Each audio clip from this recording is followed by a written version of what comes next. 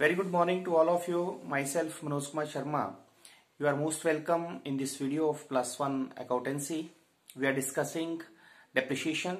Today we will discuss a numerical question of depreciation by diminishing balance method in which more than one assets are purchased.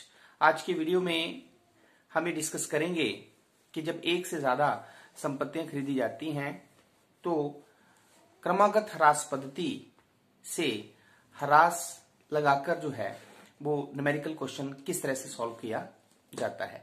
So let me take a numerical question. The question is on 1st January 2010 a machinery purchased for ₹60,000. Additional machinery purchased on 1st July 2011 for ₹20,000. On 1st January 2012, third machinery was purchased for ₹10,000. The depreciation is charged at the rate of 10% per annum while written down value method. Prepare machinery account for the 3 years if the books of accounts are closed on 31st December every year. Question क्या है कि 1 जनवरी 2010 को एक machinery 60,000 रुपए की खरीदी गई. एक और मशीनरी 1 जुलाई 2011 को उससे नेक्स्ट ईयर जो है वो 20,000 रुपए की खरीदी गई. एक तीसरी और मशीनरी 1 जनवरी 2012 को खरीदी गई 10,000 रुपए की. डेप्रिसिएशन जो है ह्रास जो है वो रिटर्न डाउन वैल्यू मेथड से लगाना है और रेट ऑफ डेप्रिसिएशन जो है वो 10% है.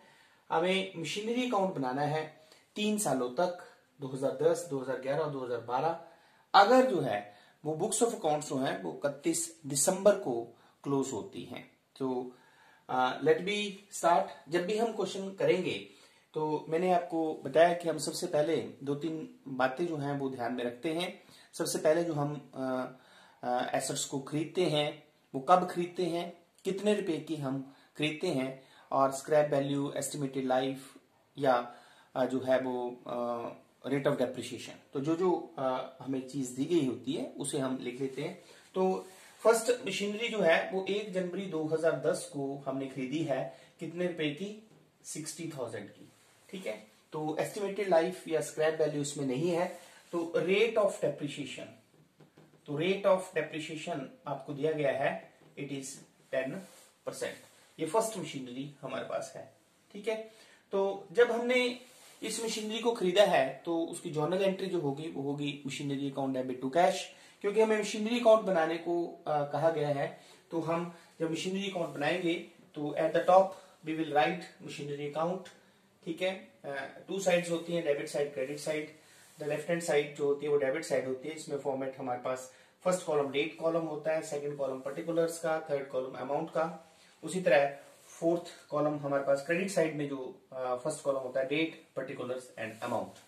क्योंकि जब भी किसी भी एसेट को हम खरीदते हैं तो हमारे पास जर्नल एंट्री होती है asset account debit to cash.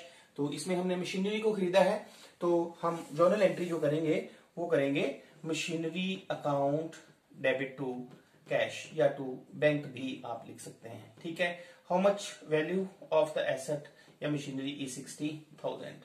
तो जब भी हम इसको मशीनरी अकाउंट में लिखेंगे तो 1 जनवरी 2010 को हम लिख देंगे to cash account, it is 60,000. अब ये मशीनरी 2010 में हमने पूरे साल यूज की और बुक्स ऑफ अकाउंट्स का भी क्लोज हो रही है 31st दिसंबर को हमें दिया गया है. तो जब at the end of the year when the books of accounts are closed the depreciation is charged.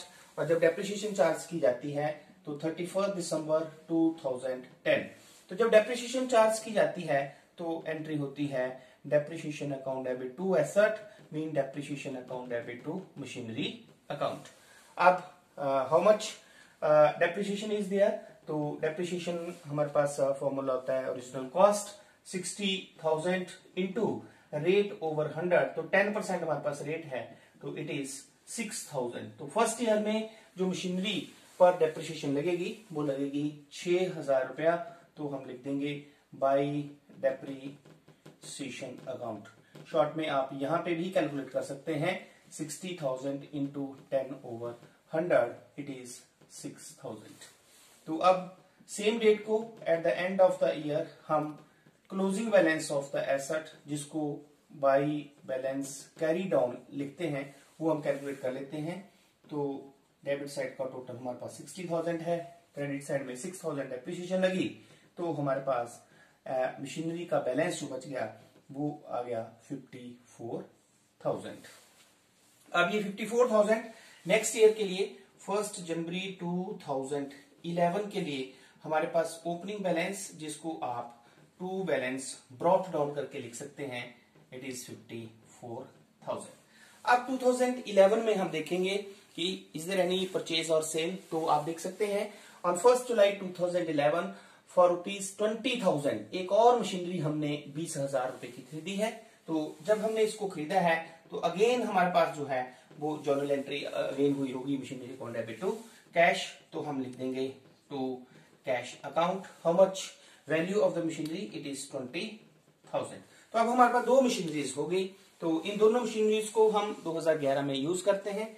Eight the end of the year जब हमारे पास बुक्स ऑफ अकाउंट्स क्लोज हो जाती हैं तो हम डेप्रिसिएशन लगाते हैं। तो एंट्री हुई depreciation account debit to machinery to by depreciation account. अब हमारे पास मशीनरीज कितनी हो गई, दो मशीनरीज हो गई, ठीक है। तो मशीन नंबर 1 पे तो कौन सा मेथड यूज कर रहे हैं हम, रिटर्न डाउन वैल्यू मेथड। तो हमने आपको बताया कि रिटर्न डाउन वैल्यू मेथड में depreciation is always charged on the reduced value. तो मशीन नंबर 1 जो है उसकी रिड्यूस्ड वैल्यू कितनी है, 54,000। How much it is, 54,000। तो मशीन नंबर 1 पे डेप्रिसिएशन आ जाएगी 54,000 इंटू 10/100, तो कितनी हो गई, ये 5400 हो गई, ठीक है। और सेकंड मशीनरी आपने कब खरीदी है, यू कैन सी 20,000 की 1 जुलाई को, तो 20,000 रुपए की खरीदी आपने। बट यहाँ पे ध्यान में रखने योग्य बात क्या है कि कब खरीदी आपने, जुलाई में। If the second machinery is used in the month of July, it means it is used in 2011 for 6 month. वो 6 मंथ यूज की गई है, तो यदि वो 6 मंथ यूज की गई है तो डेप्रिसिएशन भी हम कितने मंथ्स की लगाएंगे, 6 मंथ की। तो this is very important point जो आपने यहाँ पे ध्यान में रखना है, ठीक है। तो 20,000 पे 10% कितने मंथ्स की, 6 मंथ की, ठीक है। तो ये आप कैलकुलेट कर सकते हैं, 0000, it is 1000। How much it is, it is 1000। So the total depreciation is 6,400. So now we can calculate the balance. It is, तो डेबिट साइड का टोटल हो गया हमारे पास 74,000।